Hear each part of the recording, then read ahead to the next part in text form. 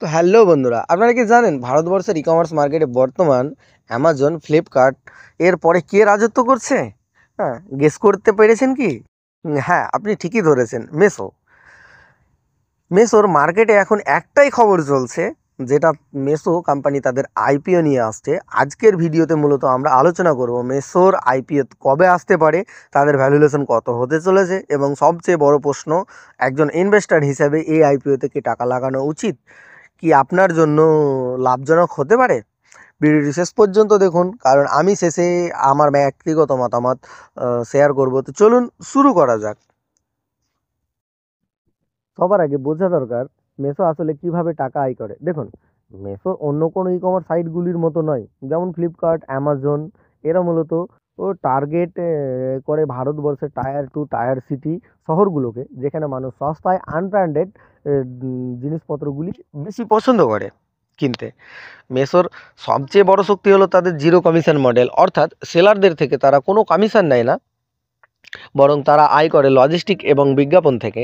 বর্তমানে এদের platform crore crore user. এবার আসি আসল কথায়, টাকা এবং প্রফিট। মেসোর আইপিও কেন এত স্পেশাল?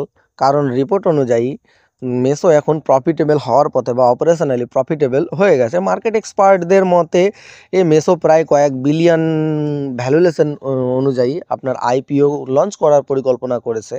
তারা এই ফান্ডের মারফতে তাদের লজিস্টিক আরও স্ট্রং করতে চায়, এবং অ্যামাজন, ফ্লিপকার্টের মতো কোম্পানিকে সরাসরি টক্কর দেবে।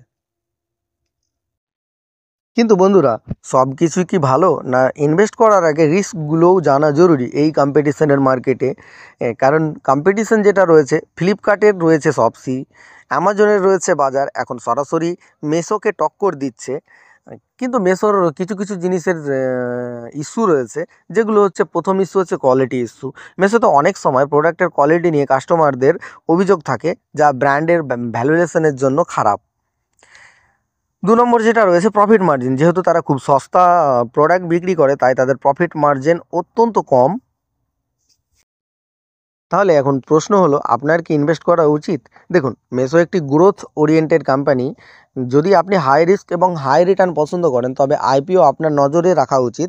কিন্তু লিস্টিংয়ের সময় তাদের ফাইনাল প্রাইস ব্যান্ড এবং জিএমপি, যেটা হচ্ছে আপনার গ্রে মার্কেট প্রিমিয়াম, দেখে সিদ্ধান্ত নেওয়ার বুদ্ধিমানের কাজ হবে। ভিডিওটি ভালো লাগলে লাইক করুন এবং কমেন্টে জানান, আপনি কি মেসো থেকে কখনো শপিং করেছেন? আপনার অভিজ্ঞতা কেমন? স্টক মার্কেটে এমন আরও আপডেটের জন্য চ্যানেলটি সাবস্ক্রাইব করতে ভুলবেন না। দেখা হচ্ছে পরের ভিডিওতে। ধন্যবাদ বন্ধুরা।